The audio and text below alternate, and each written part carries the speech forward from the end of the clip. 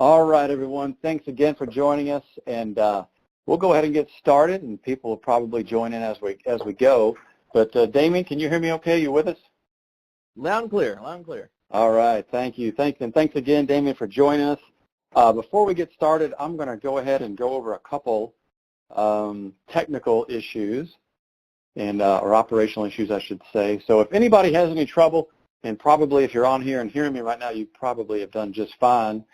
But if at any time during this webinar you have an issue, you can give our operations manager a call at the number on your screen, 502-543-0842, and he'll be able to help you kind of troubleshoot any kind of issues you might have. Also, I have a diagram up here in the top with a red circle, and we're going to allow for questions and answers today. We'll probably hold everything towards the end.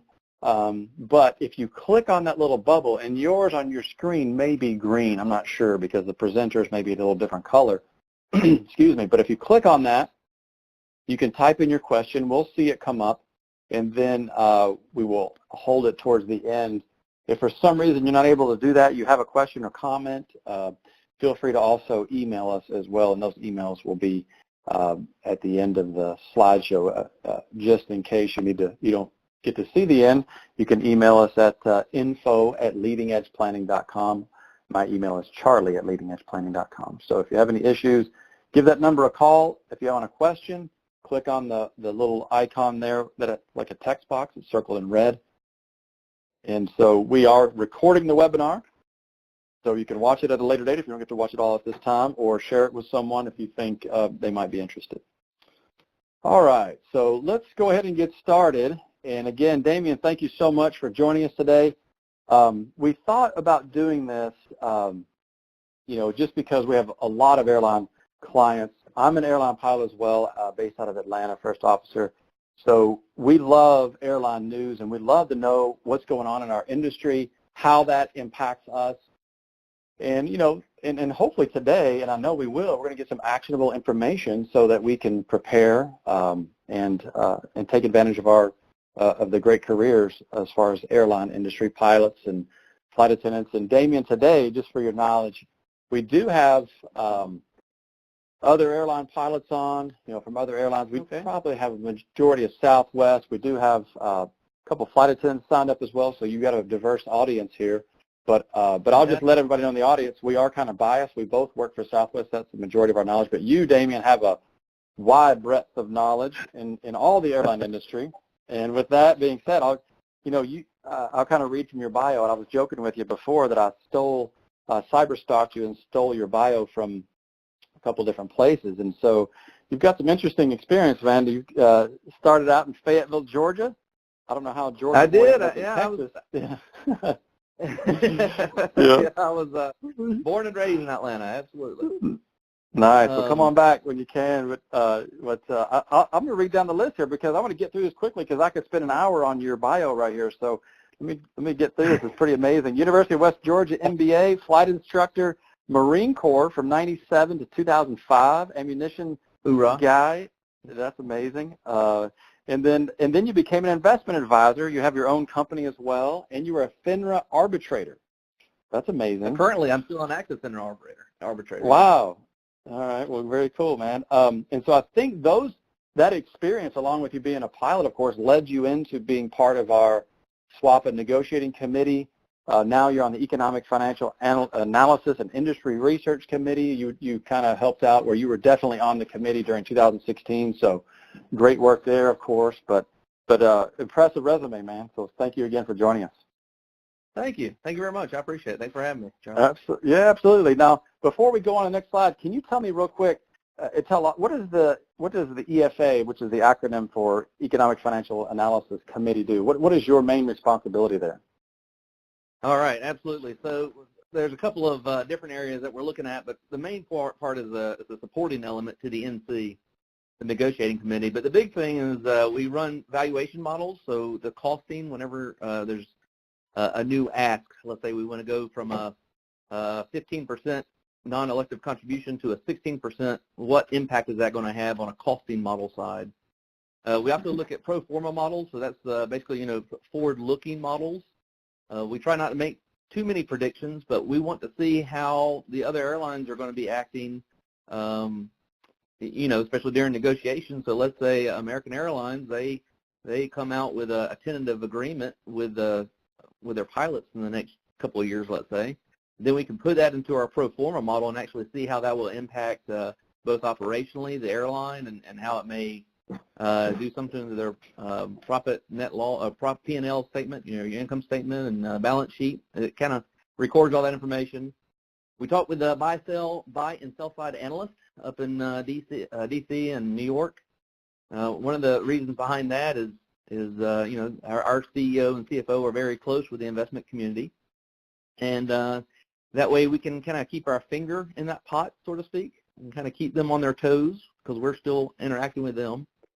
A byproduct of the 2016 contract was by being close to those analysts, now they come to us about the entire airline industry. So, United pretty much has reopened, or they're going to have an early opener, the pilots United, and because of that, the analysts now want to know what's the flavor in the room, how's this going to impact the cost, their evaluation models, and the other airline labor unions don't do that. So now that we do it, they all come to us and want to know how this is going to impact their model. So it's become a very unique trade, in the industry. That's interesting because the buy and sell, and we're talking kind of Wall Street lingo a little bit here, but those are the people that are looking at each airline and the health of the airline and whether they want to invest in it or not. Is that a safe statement? That's exactly right. Yeah, so that's going to be really who's driving the institutional model, institutional sellers and buyers out there. That's what's really driving that. Yeah, that information flow. Yeah.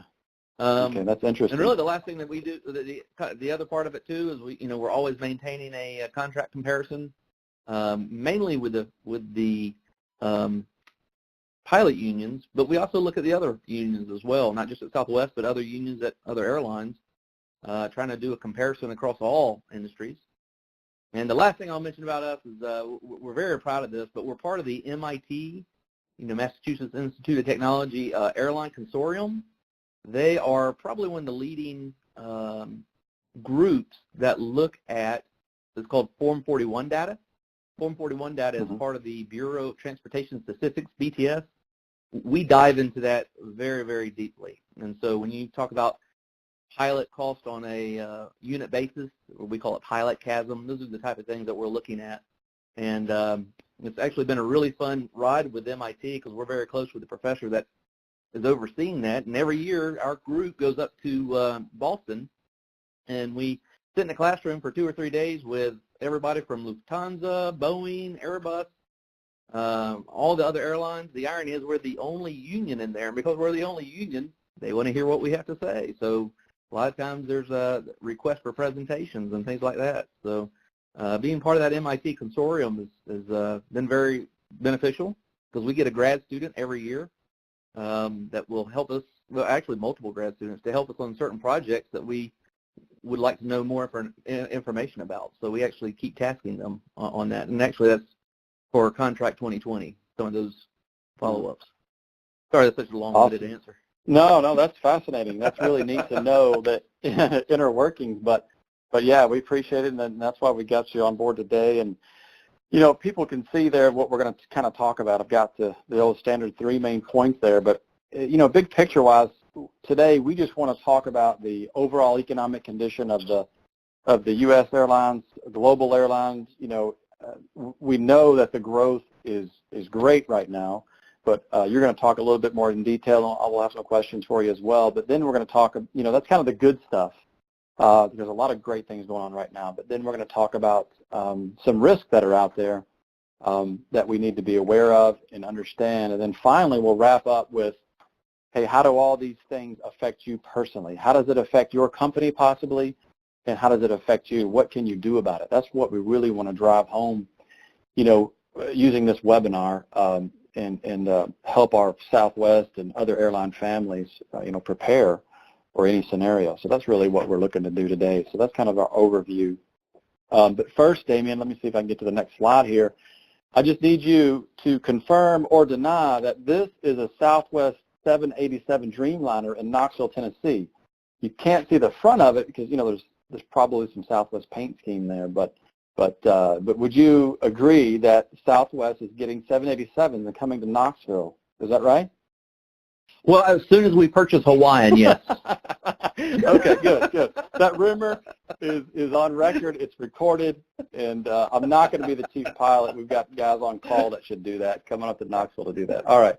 Very cool, man. Well, excellent. So, I just, I actually had in preparation for this, had read one of Boeing's reports. They put out an economic report every year. This is not from Boeing. It's very similar to theirs. This is from IATA. But I just wanted to show this because of the amazing profitability since basically 2010, and especially, 2015. It's pretty, in fact, I think it's kind of unprecedented if this slide only goes back to 2000, but even back in the 80s, I'm not sure that this profitability was so high.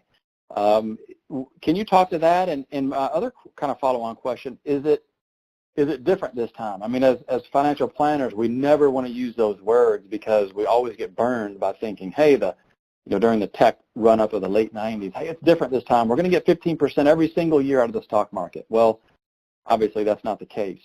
But the airline industry is fascinating, and again, you know way more about it.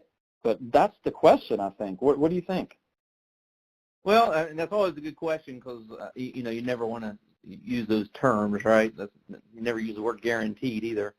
But through the history of consolidations, I mean, this is definitely a great time in aviation. There's so many different factors that are coming into it. But you got revenue enhancements that you typically haven't really seen until just years ago. I mean, ancillary revenue is 20-fold, it feels like, out there because you got your spirits and your everybody else charging so much money for everything outside of the ticket. But you also have this extreme cost containment that they've been trying to do. Now, of course, labor is a very high cost to it, but there are other avenues that they're trying to do, and that would be in maintenance, we'll say, or even in the rent side of the house. You can't really change depreciation and amortization very much, but there's other factors that they're trying to do, and it's been very healthy, like you said, just pointing out in that graph. 2010 has been good. I can tell you from 2013 to today, it's been obviously a healthy economy and a healthy airline industry. Been phenomenal, but we're starting to see some small margin compression.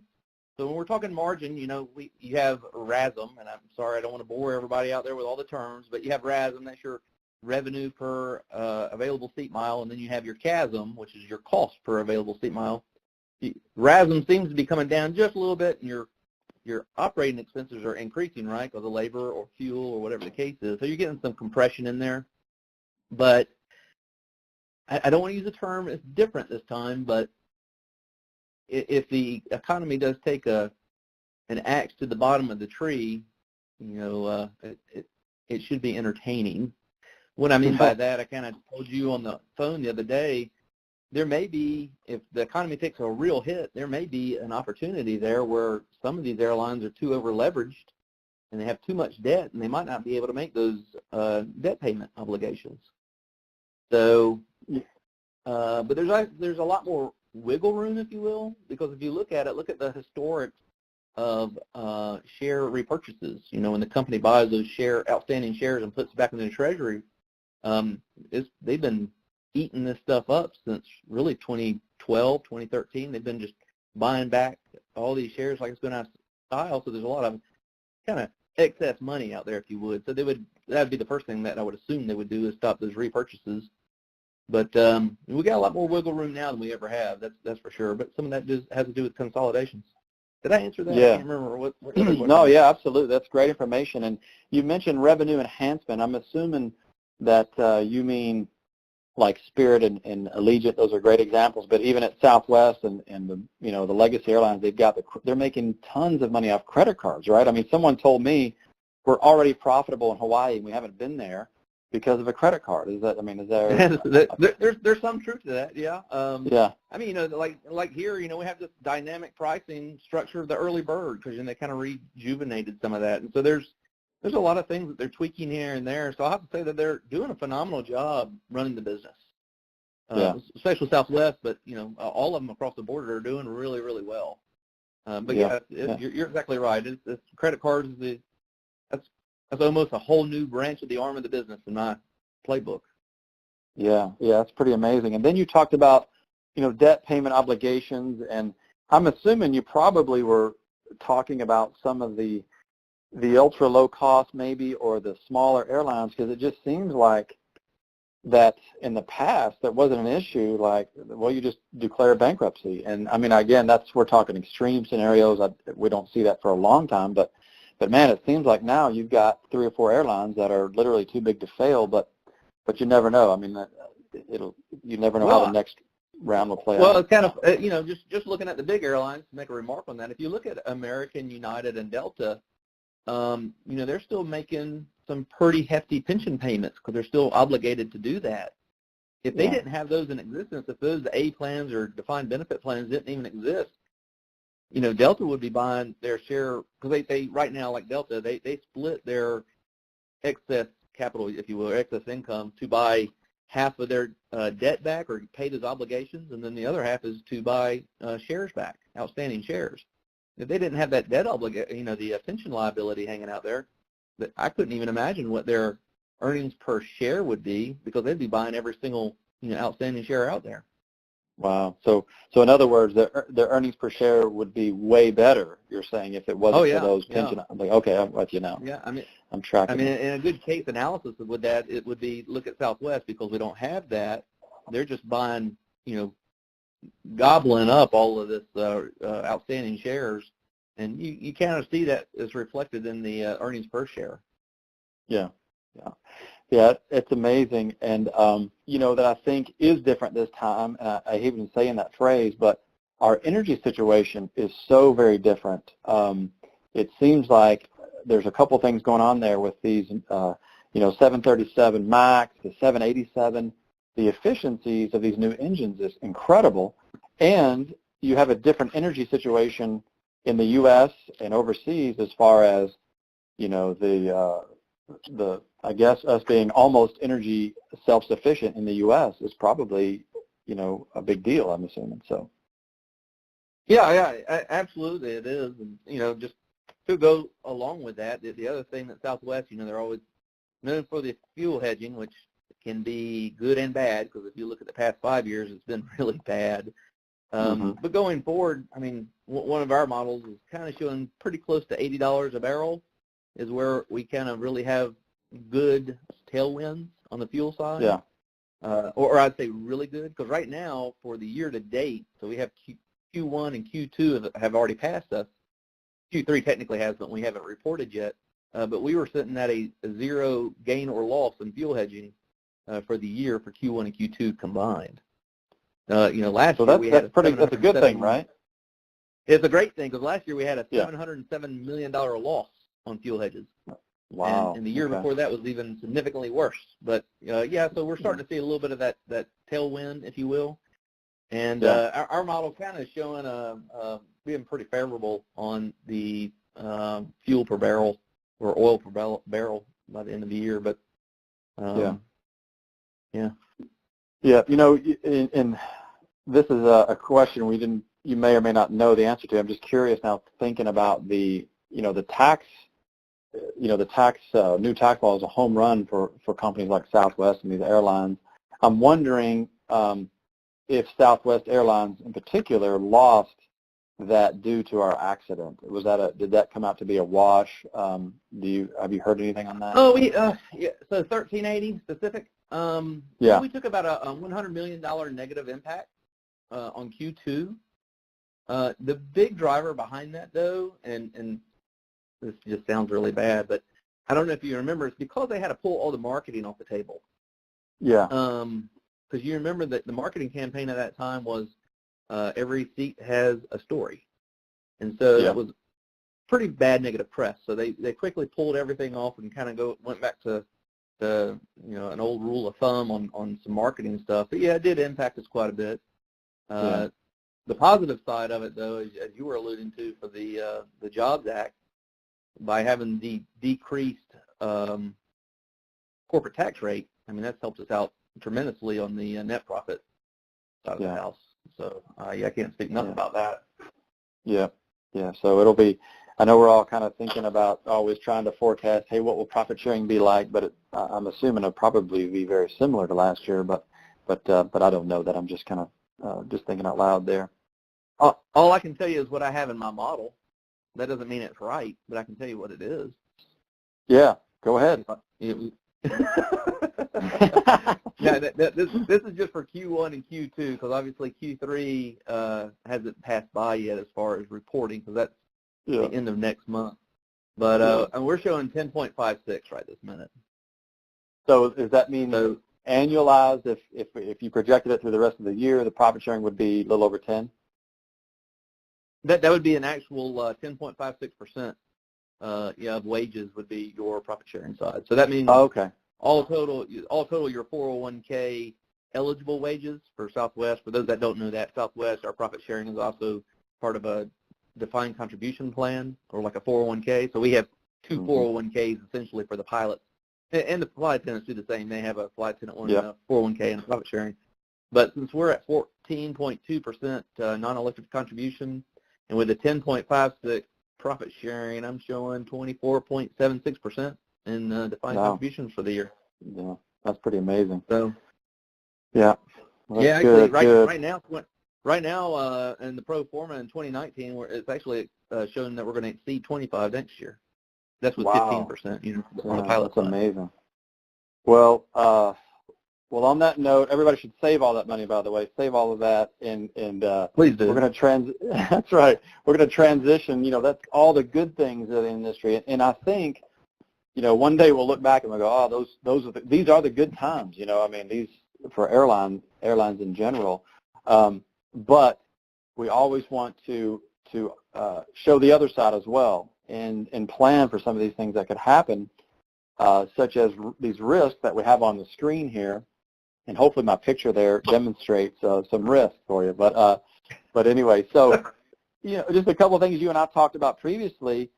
And again, the first thing I have is pilot shortage. That may not be, as of now especially, it's not a negative thing. I'm not saying it is, but I do think there's risk there. And then a couple other things we have on the screen that you can talk to is, anywhere from a single pilot, retirement age changes. I'll let you talk to these things, but even the Open Skies agreement with, there's it seems like some encroachment on that rule. But can you talk to a couple of those bullet points for us? I know you got some great information on it, on a couple of these we've discussed before. Yeah. Oh gosh, so many different areas to touch here. That's right. Yeah. Well, I guess I'll just kind of go sporadically all across this board. I hope that's all right. I hope everybody can keep up. So the retirement age changes. We've heard a lot of different things. We have a government affairs GAC committee, government affairs committee, and one of their jobs is just to keep track of everything within the industry itself. So actually, a lot of these things are actually part of their department, but of course they send us email updates on different avenues of all that. But the retirement age, so we speak with different international airlines as well, and one thing we keep hearing, of course, is age 67. I keep hearing that for the airline pilot side, which that's okay, I guess. I really hope it doesn't happen. I don't want to keep working longer than I really have to. But the other one that keeps popping around is an uncapped retirement age, or a non-existent retirement age.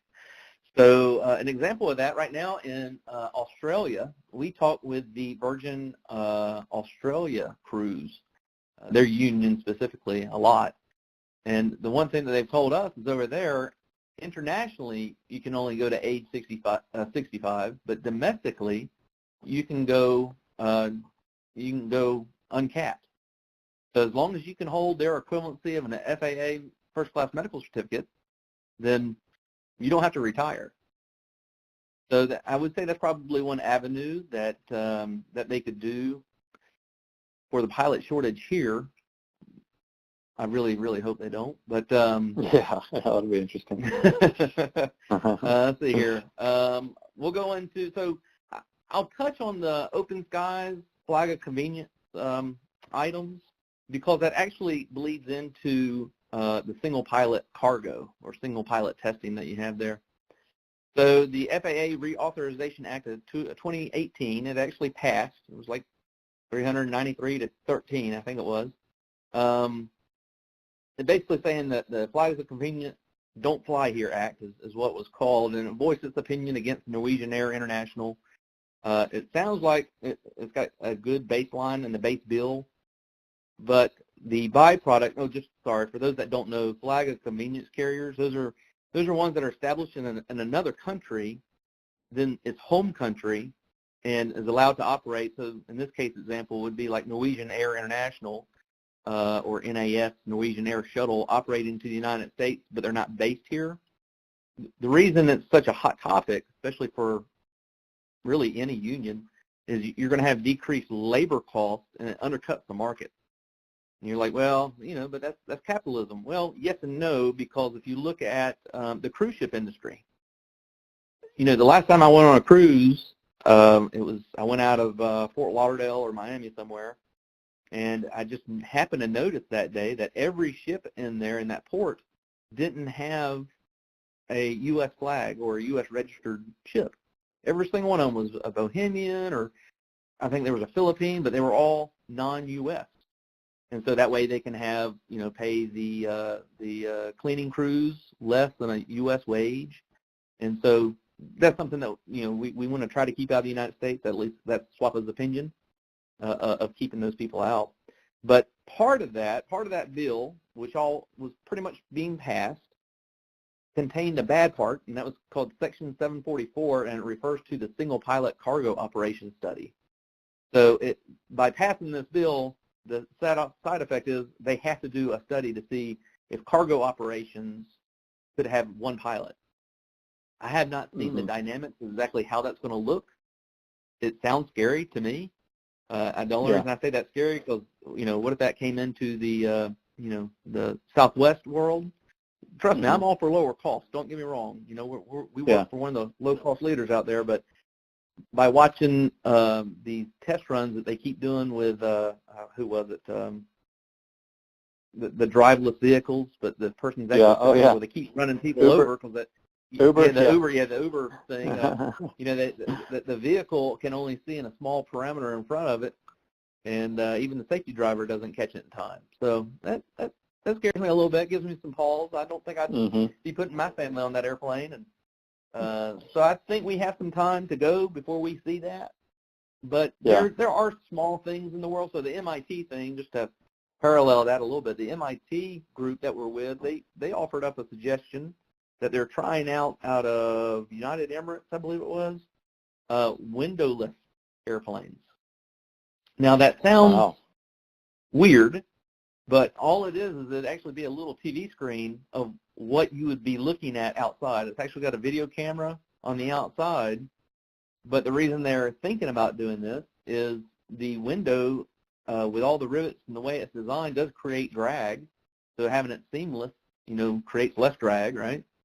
And it would be really part of the fuselage itself. So, the window, as we really know now, isn't exactly the safest part of the airplane, I guess you'd say. It's really just pretty thick plexiglass, really is what it comes down to.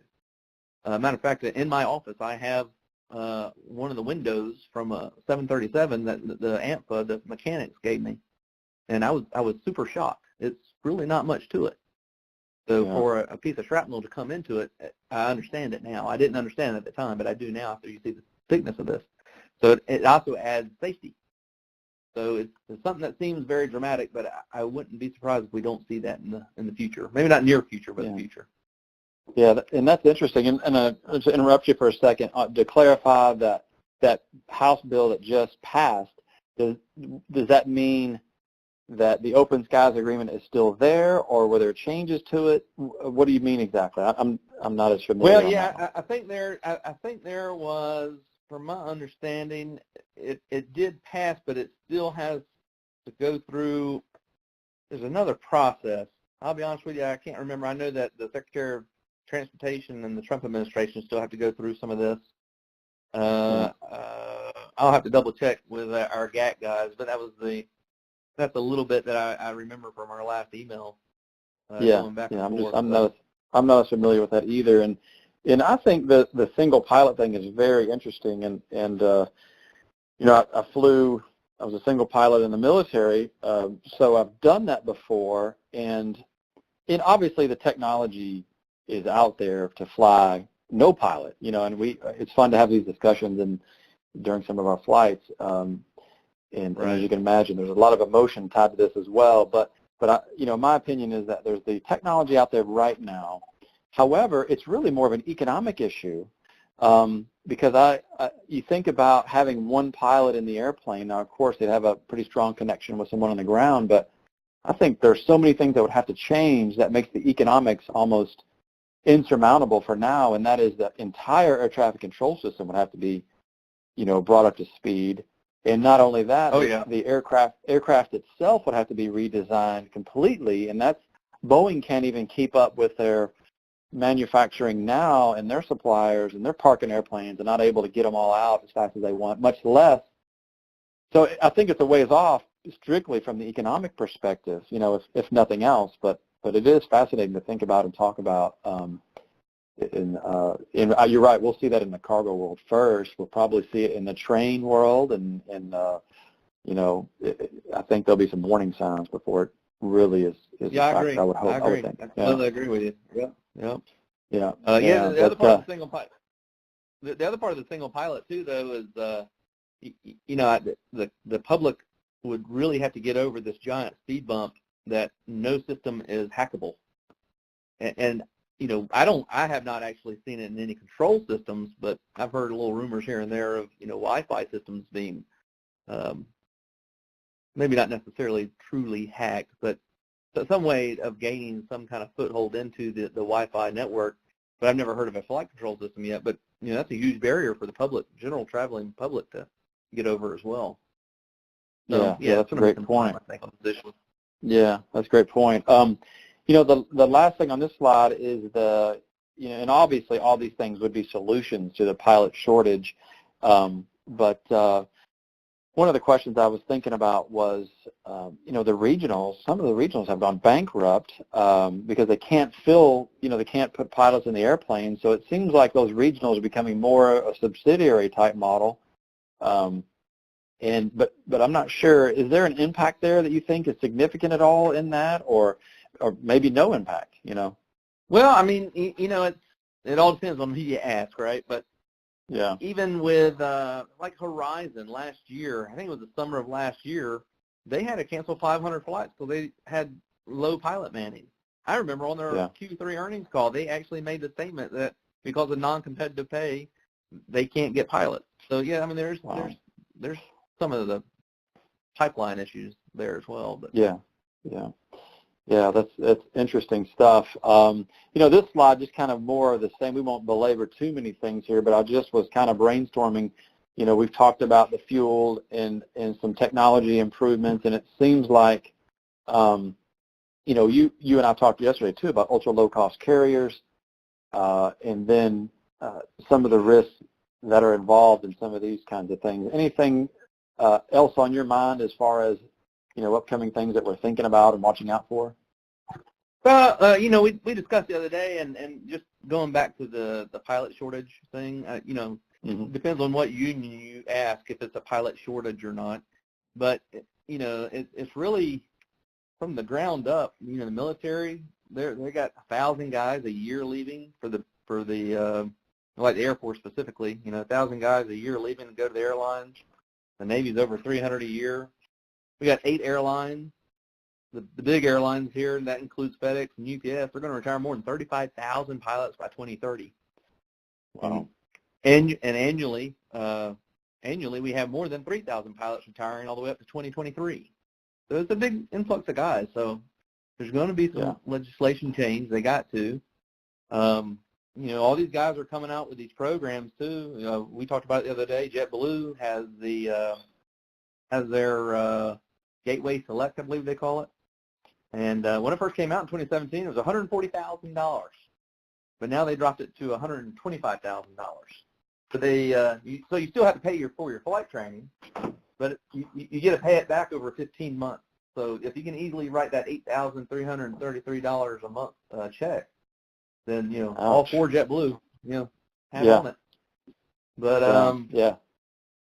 there's a lot of, and plus the other thing too is you got your Air Wisconsins. They have flow through type of agreements with United. Same with Commute Air, GoJet. They have a bridge with Spirit. Silver Air has one with Frontier, and all of these are signing bonuses. I mean, Silver Air, it's a $12,000 signing bonus, or Air Wisconsin, it's $48,000 in bonuses. So there's great incentive packages there. So what I was kind of talking about from the ground up, we don't see it on the big airline side yet necessarily, because we're still able to get those guys.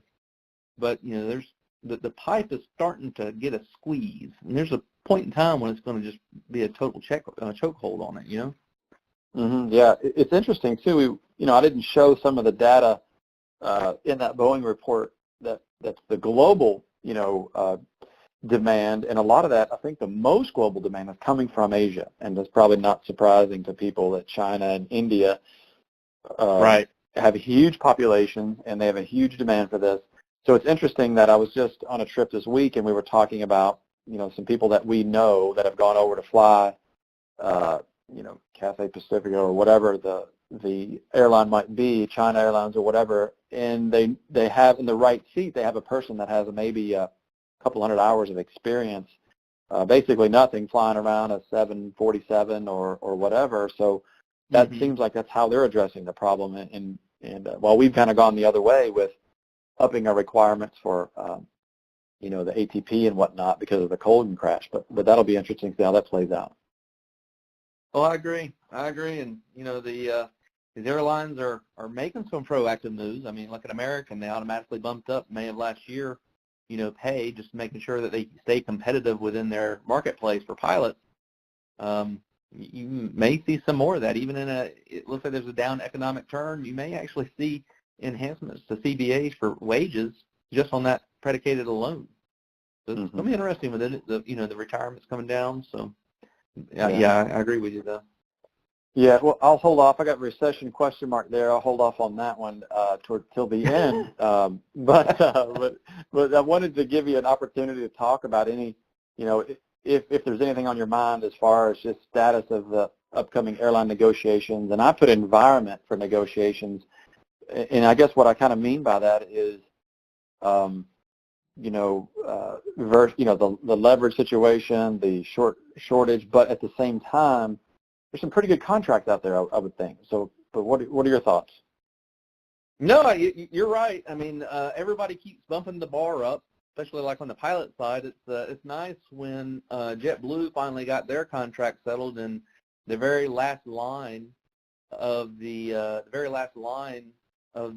story said that JetBlue's total negotiation package was predicated on how Southwest did. So I was pretty happy to see that at least the bars are being moved for different reasons. But, we got American Airlines, or APA, the American pilots, they're amendable in 462 days, but they're going to open early, I believe. And Delta's the same there, and they're probably going to open early. I know United, they have a 2-1 of 19 amendable date, 127 days, I think it is, but they've actually already opened. But gosh, even within our own union, the flight attendants, they're actually only 35 days from their amendable date. Now, I really feel bad for them because they just had elections, and Linda Montgomery is the new president over there, and I think within her first week of being there is when Flight 1380 happened. So there's just so much going on over there. That's got to be plus trying to get your staff in place and all that. I know they're doing good things. They're putting surveys out, and I heard it's a really good survey. But that's a small window, so I know they're going out and get some really good support too. But of course our mechanics voted theirs down, so they have to go back to the table. They're already get this number. They're already 2,232 days from amendable date. Wow. So they are now 6 years and a fraction over their amendable date. But the supply guys, so we have two unions right now that are outside of closed negotiations or not open. So, but that's still pretty good. That's 83% of the unions are in closed status. But yeah, closed means they're completed. We still have a lot of bars. I'm sorry, what? Closed means completed. Is that right? Yeah. In other words, they haven't gone past their amenable date. Okay. Yeah. So I guess from the Southwest perspective, it may be good to go after a lot of these airlines, I would think, but you never know. So, but anyway. Yeah. As far as the environment for negotiations, I mean,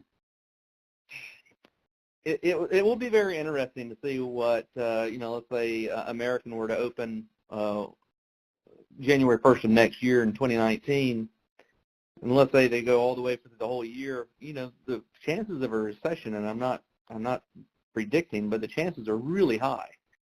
This is one of the longest cycles we've ever been in, and I would assume, maybe I'm wrong, but the Jobs Act probably prolonged this just a little bit. But I think it's kept, it's probably on the heels, but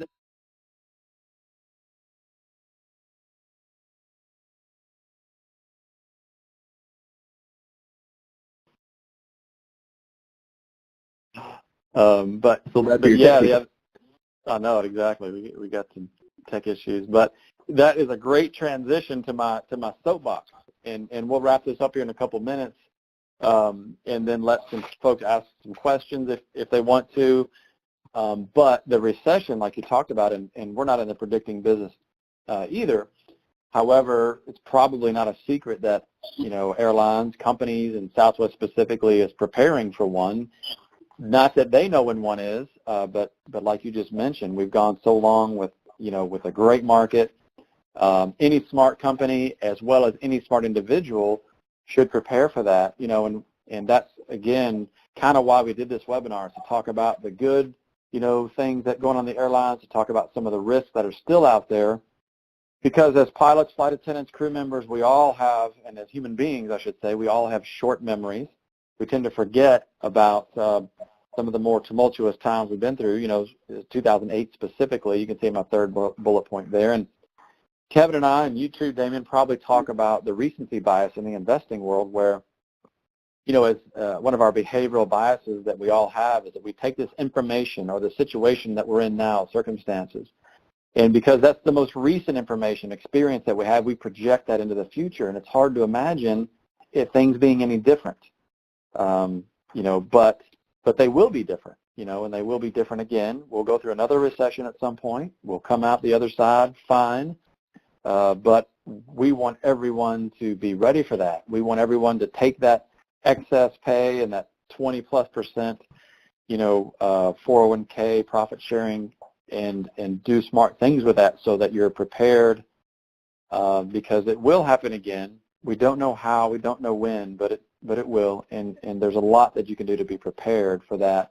On the personal side, Southwest has a great balance sheet, as do other airlines, and we always talk about, Damian, having a great personal balance sheet ourselves.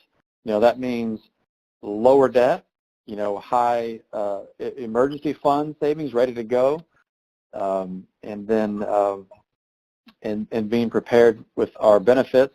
Open enrollment's coming up here soon. Having the right disability is huge. Anything could happen at any time, especially as a pilot. We're very vulnerable to those kinds of health things.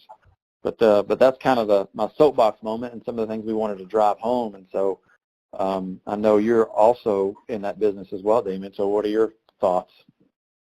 I'm part of that world, and I didn't get to mention this earlier, but I also support the benefits committee quite a bit. But something I tell guys all the time is, like you just said, just to dovetail, same thing. Don't overextend yourself. Live below your means. Have that financial cushion. If you really don't need to take that 401k loan, don't, because that's part of your disability planning, the big what if. I always tell guys, make sure you get life insurance outside of the Southwest plans, both pilots and flight attendants, because if you become disabled, then that life insurance no longer covers you. Don't get in a position where you have to have 120 trips a month at a 12-year captain pay to survive. That's live below your means type of thing. So that's exactly right. And just make sure that disability income insurance is insurance that you need to have. That's your payroll. paycheck insurance. That's one of the best things to have out there, absolutely. Yeah, you hit the nail on the head. I remember back in 2008, you know, if you were an airline person, you were either furloughed or your hours were cut significantly. And so, you know, if, like you just said, if you're used to living off 120 plus, there's a couple things to think about there. And one of them is what happens if you become disabled. Eventually, you're going to take a pretty major pay cut, I think, you know, depending on if you're a captain, your seniority, et cetera. Yep. So that's the first thing, you know, think about what happens if I become disabled and eventually I'm at 12.5, which is still a lot of money. However, you know, it's probably different than what you're making if you're doing 120 plus trips a month. So that's the one thing there. And the second thing is, you know, if we get our hours cut again, or God forbid furlough, depending on seniority again, airline, et cetera. But those are all things that have happened many times in the past, and they will probably happen again in the future at some point. So not to get too depressing, I want to end on a good note. And the good note is that Southwest is coming to Knoxville in their Dreamliner. So that's maybe a good way to end. After they buy Hawaiian, yeah. Oh, that's right. That's right. After we buy that. But one last plug too is that, you know, for our Southwest folks and for every airline family, flight attendant out there, that open enrollment's coming up. October 1st is the SWAPA open enrollment for pilots. It's going to be short-term, long-term disability, voluntary loss of license. November 2nd is going to be Southwest open enrollment for healthcare, life insurance, and you can also select taxable or tax-free loss of license at that time too. But Damian, man, thanks again. Yeah. Just to give you a side note, you had asked me this earlier. I believe for the non-qualified plans, it's going to be 11/1 start. They're going to the company probably will put out communication around October 17th or so. But I believe they're going to open that window 11/1, I believe. Great. That's perfect, because that was the one I wasn't sure of yet. And for those listening, I mean, that is when you make selections on Top Hat, excess contribution plans, 401(a)(17), and that's when you get to decide where you want that money to go. Exactly. And again, well, awesome, Damian. And again, thank you so much. Let me say, if I don't think we have any questions, or we haven't seen any come through. People can absolutely contact us. Here's all the information. I hope you don't mind, Damian, putting your stuff up there too. No, not at all. Not at all. But yeah, you've been a huge help, and Kevin will come get me if we have any questions right now. But I think we're good. And again, thank you so much for what you do at SWAPA, and thanks for spending the time with us today. And I'll give you the final opportunity for remarks there for us. Oh, I really don't have anything, but I thank you so much for doing these. Thanks for having me on here. I love being able to talk to the community about everything that we do, especially at SWAPA. And there's my name and number. So the easiest way to get in contact with me, though, is email, because I do either speaking, touring events, conferences. Our whole committee for the economic and financial analysis. We're pretty busy guys, but we always love communicating with everybody. So, but thank you very much, Charlie. I really appreciate all of that. Awesome. Yeah, absolutely. Thanks again, Damian, and look forward to talking to you again soon. Thanks, everyone, and feel free to reach out and share this webinar if you think other people could benefit from it as well. And come to our website. You can learn more about our Southwest disability benefits. There's a lot of information, as well as SWAPA has got tons of great information for there too. So. Thanks again, everyone, and have a great day. Thanks, everybody.